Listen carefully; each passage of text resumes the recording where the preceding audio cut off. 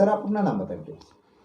नमस्कार भाई साहब, मैं सतीश सिंह, बसपा से प्रत्याशी यहाँ वार्ड नंबर 03। सर आने वाले समय में नगर निगम के चुनाव होने हैं 2022 के, और इस बार सभी पार्टियां अपनी किस्मत आजमा रही हैं। इस बार बहुजन समाज पार्टी भी, क्या मुद्दे रहेंगे जिनको लेकर के आप चुनाव में उतरेंगे? सर मुद्दे तो अनेक है, मुद्दों की कमी नहीं है। मुद्दे तो आप खुद आप कैमरा लेके घूमेंगे इधर उधर तो आपको बहुत नज़र आएंगे। बस ये है कि जो हमारे मुद्दे होंगे कि भाई हमें जनता के लिए क्या काम करना है, तो मेरा सबसे पहला मुद्दा रहेगा जो एमसीडी का भ्रष्टाचार है। जिस तरह से यहाँ पे लोगों से बेवजह की उगाही करते हैं एमसीडी वाले और पुलिस वाले, इस तरह के काफ़ी लोग बेवजह की उगाही करते हैं, उन चीज़ों को ख़त्म करना। और दूसरा, यहाँ पे हमारी जो सबसे बड़ी समस्या हमारी दिल्ली की ही है, पूरी यहाँ की नहीं है, पार्किंग की। यहाँ पे हमें छोटे छोटे घर है हमारे वार्ड से, जहाँ पे ये जे कॉलोनी ज़्यादा आती है, त्रिलोकपुरी, तो इसमें छोटे छोटे मकान है 25-25 गज के, तो इनमें पार्किंग की सुविधा नहीं है। ये पार्किंग की सुविधा हम पहले बनाएंगे। लगातार बीजेपी पे भ्रष्टाचार का आरोप लगता आया है कि निगम के अंदर बीजेपी ने भ्रष्टाचार फैलाया, जिसकी वजह से कर्मचारियों की 3-3 4-4 महीने की सैलरी नहीं मिलती। अगर बसपा पार्टी निगम में जीत के आती है तो आप उनकी समस्याओं को कैसे निपटाएंगे? सर समस्या ये बनाई गई है नहीं थी। पहले कांग्रेस की सरकार केंद्र में थी, स्टेट में भी थी, लेकिन निगम बीजेपी की एमसीडी में थी। जब उस समय ये समस्या नहीं आई थी कि भाई किसी का फंड रोका जा रहा है या किसी की सैलरी रोकी जा रही है, कभी नहीं आई थी। लेकिन ये दोनों ने जनता को गुमराह करने के लिए कुछ एक अलग नया पता नहीं क्या फॉर्मूला निकाला है। सिर्फ जनता को हरेसमेंट किया जा रहा है कि उनके काम नहीं करने, आपस में लड़ना है और अपने फ़ायदे के काम सारे चुपचाप कर लेने हैं। वो सब हम इनके लिए सदन में आवाज़ उठाएंगे और पूरी तरह से मेहनत करेंगे। किसी भी कर्मचारी को कोई परेशानी नहीं होगी उसके वेतन से रिलेटेड। तो आप मतलब सफाई कर्मचारियों को ये संदेश देना चाहते हैं कि अगर बसपा आती है तो उनको समय पे उनकी सैलरी मिलेगी? हाँ, ये मैं उनके लिए पूरी तरह से मेहनत करूंगा और अपने सदन में आवाज़ के साथ साथ उनके हक के लिए लड़ूंगा भी। सतीश सर, क्षेत्र में अधिकतर क्या समस्या है? साफ सफाई की कैसी व्यवस्था है? सर साफ समस्या तो ऐसी है कि झाड़ू वाले झाड़ू नहीं लगा रहे, नालियाँ सफा कर जाते हैं कभी कभार, तो उसमें से जो कूड़ा निकलता है वो 2-2-3 दिन पड़ा रहता है। उसे उठाने के लिए 2-4 दिन में जब कंप्लेंट डलती है तभी कोई आता है, क्योंकि परेशान होकर ही कोई आता, अदरवाइज आता नहीं है।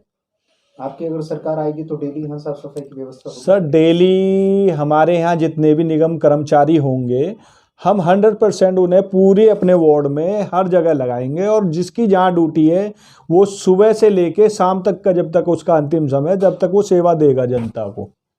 सतीश सर, एक लास्ट क्वेश्चन है कि जाते जाते आप क्षेत्र की जनता को क्या संदेश देना चाहते हैं इस चुनावी?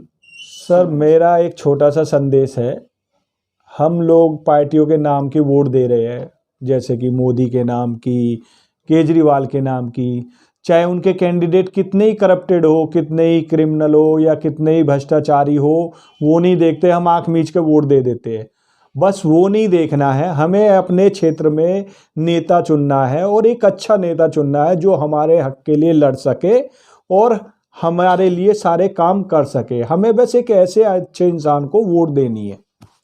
तो ये थे हमारे साथ सतीश जी, जो कि बहुजन समाज पार्टी से प्रत्याशी वार्ड नंबर 3 से, और इन्होंने बड़ी ही तन्मयता के साथ सभी सवालों का जवाब दिया।